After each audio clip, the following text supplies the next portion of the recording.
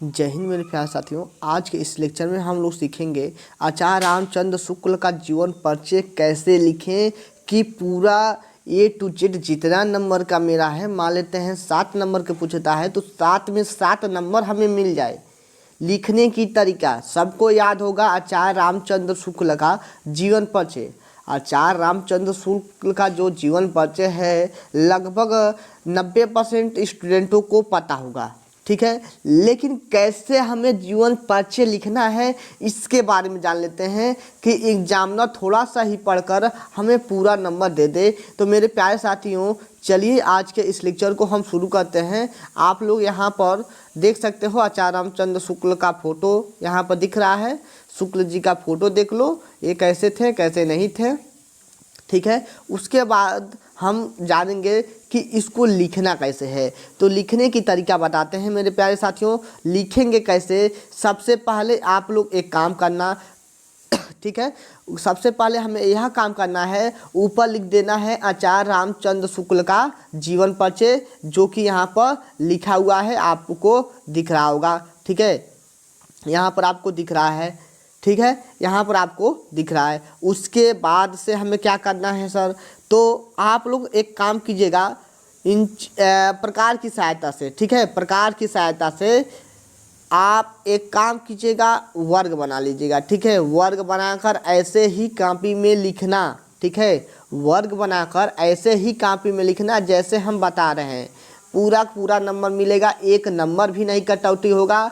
तो आप एक काम करना, उसके बाद से आप ऐसे एक वर्ग आयत के जैसे बना लेना, ठीक है, आयत या वर्ग के जैसे बना लेना। उसमें नंबर वाइज, जैसे आपका है जन्म है तो जन्म कब हुआ था, ठीक है, जन्म कब हुआ था इसके बारे में बता दो। उसके बाद से जन्म 1884 ईस्वी में, 1884 ईस्वी में, मृत्यु 1941 ईस्वी में, पिता का नाम चंद्रबली शुक्ल, जन्म स्थान बस्ती जिले के अगोने नामक ग्राम में, प्रारंभिक शिक्षा मिशन स्कूल मिर्जापुर में। इनके कार्य क्या थे और प्रमुख रचना चिंतामणि, ठीक है। यह बहुत ही प्रमुख रचना जो है यह 3-4 लिख लो, ठीक है, यह 3-4 लिख लो। उम्मीद करते हैं आपको जो समझाए हैं समझ गए होंगे। तो चलिए इनके जीवन परिचय के बारे में भी पढ़ेंगे, लेकिन कैसे लिखना था इसको तो हमने ऊपर के लाइन में हमें ऐसे ही लिखना है।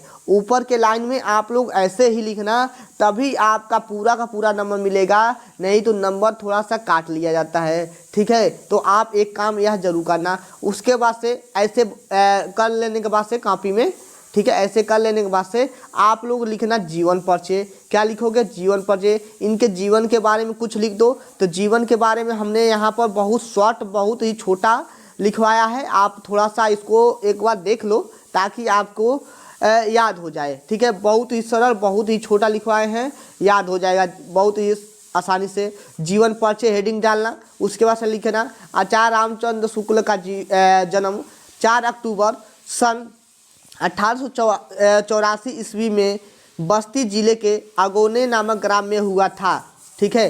देखिए आपसे ज़्यादा मतलब मिस्टेक हो जाता है, गलत हो जाता है, तो आप बस एक ऐसे बार कर देना, ठीक है। जैसे हमसे गलत हुआ है तो हुआ था, हमने गलत लिख दिया था, ठीक है, बस्ती जिले नहीं लिखा था, तो हम बस एक छोटा सा, ठीक है, ऐसे छोटा सा आपको क्या करना है, लाइन कट कर देना है, ताकि ज़्यादा वह मतलब भद्दा न लगे, ठीक है, जैसे आपको दिख रहा है। उसके बाद से हमें क्या बताना है, यानी कि आचार्य रामचंद्र शुक्ल का जन्म 4 अक्टूबर सन 1884 ईस्वी में बस्ती जिले के अगोना नामक ग्राम में हुआ था।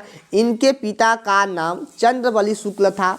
इनके पिता का नाम चंद्रबली शुक्ल था। हाई स्कूल की परीक्षा मिर्जापुर से उत्तीर्ण करने के बाद, हाई स्कूल की परीक्षा मिर्जापुर से उत्तीर्ण करने के बाद, हाई स्कूल की परीक्षा मिर्जापुर से उत्तीर्ण करने के बाद इनके शिक्षा का क्रम टूट गया, ठीक है। हाई स्कूल की शिक्षा जो परीक्षा था, हाई स्कूल का जो परीक्षा जो मिर्जापुर से उत्तीर्ण करने के बाद, यानी कि हाई स्कूल का पेपर इन्होंने दे दिया और उसको उत्तीर्ण भी कर लिया, लेकिन इसके बाद इनका शिक्षा का जो क्रम था वह टूट गया। मिर्जापुर के मिशन स्कूल में चित्रकला अध्यापक पद पर कार्य रत रहें, यानी कि उसी स्कूल में, जिस स्कूल में इन्होंने हाई स्कूल किया उसी स्कूल में इन्होंने चित्रकला के पद पर अध्यापक की कार्य किया। ठीक है, अध्यापक का कार्यरत रहे, यानी कि वह चित्रकला पढ़ाते थे।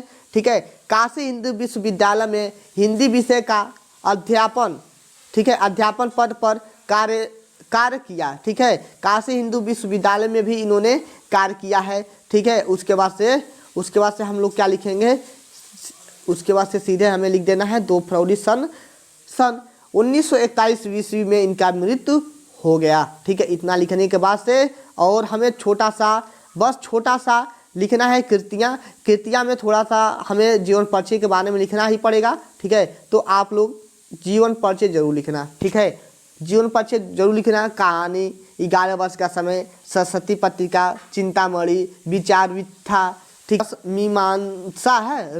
मीमांसा है, हिंदी साहित्य का इतिहास, यह सब है। यह सब आप लोग याद कर लेना ताकि आपको दिक्कत ना पड़े।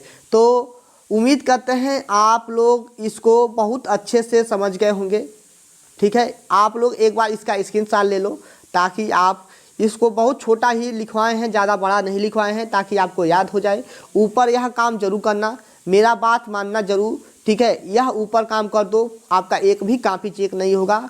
ठीक है, एक भी कॉपी चेक नहीं होगा, मतलब इस पेज का जो जीवन परिचय लिखे हो, यदि इतना चीज़ तुमने लिख दिया है तो नीचे क्या मटेरियल लिखे हो इसके बारे में कोई भी फर्क नहीं पड़ता है एग्जामिनर को। ठीक है, क्योंकि यहीं से वह समझ जाएंगे, लोग जो एग्जामिनर होंगे वह समझ जाएंगे कि जो स्टूडेंट है वह क्या लिखना चाहता है, उसके अंदर वह बनाकर लिख दिया होगा। यदि इतना तुम्हारा सही रहा, अच्छे से सही रहा, आयत बनाकर अच्छे से लिख देना, खंड बनाकर। ठीक है, तभी आपको पूरा नंबर मिलेगा। तो उम्मीद करते हैं मेरे वीडियो को अच्छे से समझ गए होंगे। आज के इस वीडियो में बस इतना ही।